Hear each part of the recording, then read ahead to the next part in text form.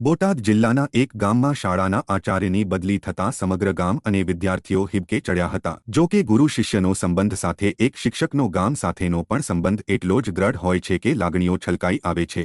બોટાદના રોજમાળ ગામે 20 વર્ષથી ફરજ બજાવી રહેલા આચાર્ય રમેશભાઈ ચૌધરીની તેમના વતનમાં બદલી થવા પામી છે। આથી આચાર્ય રમેશભાઈને વિદાય આપવા માટે વિદ્યાર્થીઓ વાલીઓ મોટી સંખ્યામાં ઉપસ્થિત રહ્યા હતા। આચાર્ય રમેશભાઈને ભીની આંખે વિદાય આપવામાં આવી હતી। નું આ ગામ કાયમી ઋણી છે અને રમેશભાઈને પણ વિનંતી કરું કે અમને પણ તમે ક્યારે ભૂલી ન જતા। નકર ઘણીવાર એવું બને વતનમાં જાય તો અમુક સમય થાય એટલે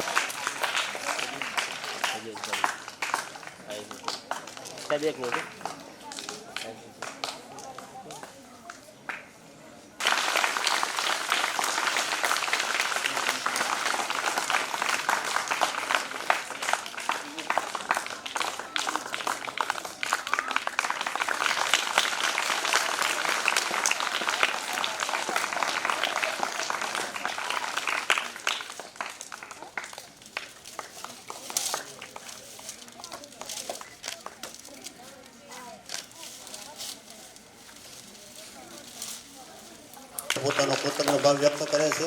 સાહેલ ઓઢાણી સાહેબને સન્માનિત કરવા માગે છે। અરવિંદભાઈને વિનંતી કે તેઓ સાહેલ ઓઢાણી સાહેબને સન્માનિત કરે।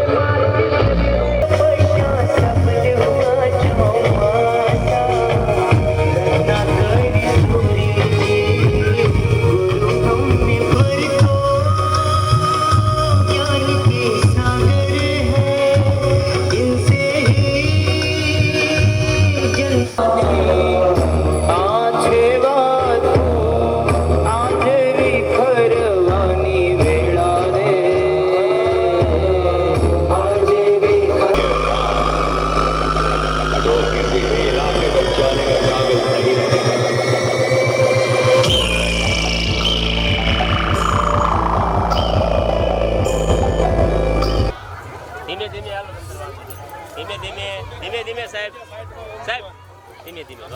ધીમે હાલો।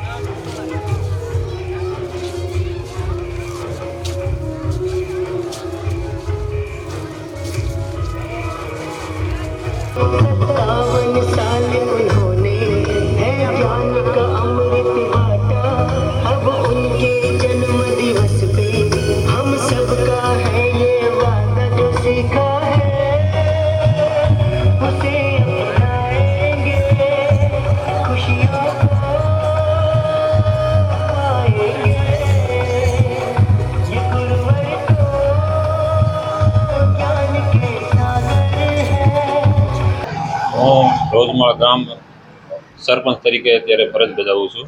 અમારે અત્યારે જે વિદાય સમારંભ યોજાયો હતો, જે રમેશભાઈ ચૌધરી જે છેલ્લા 20 વર્ષથી અહીંયા નોકરી કરતા હતા અને બહુ એની કામગીરી બહુ સારી હતી અને છેલ્લે અત્યારે વિદાય સમારંભ યોજાયો એમાં અત્યારે ગામ લોકો તેમજ વિદ્યાર્થી બધા ભાવુક થઈ ગયા હતા। બધાને પણ એ ભાવુક થઈ ગયા હતા અને દ્રશ્યો ગામના જે પોતાની કામગીરી પણ સારી હતી, બહુ સારી એમ કહેવાય।